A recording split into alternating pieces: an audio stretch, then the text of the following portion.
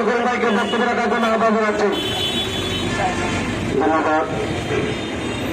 সহকর্মীবৃন্দ এবং চকরিয়ায় কর্মরত সাংবাদিক ভাই ও বন্ধুগণ, আসসালামু আলাইকুম। আপনারা জানেন, আপনাদের সাথে দুঃখ ভারাক্রান্ত হৃদয় নিয়ে আজকে আমরা মানববন্ধনে দাঁড়িয়েছি।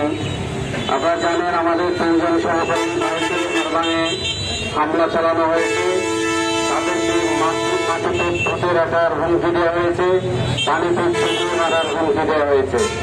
এটা অত্যন্ত ন্যাক্কারজনক, এটা অত্যন্ত দুঃখজনক।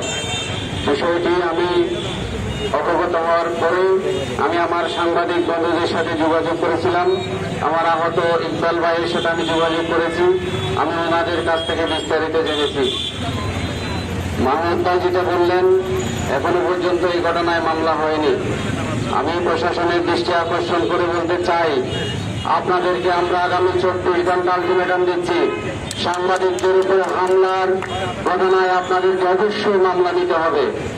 মামলা নিয়ে তদন্তপূর্বক এই অপরাধীদের আলোকেগুলির বিরুদ্ধে আপনাকে ব্যবস্থা নিতে হবে।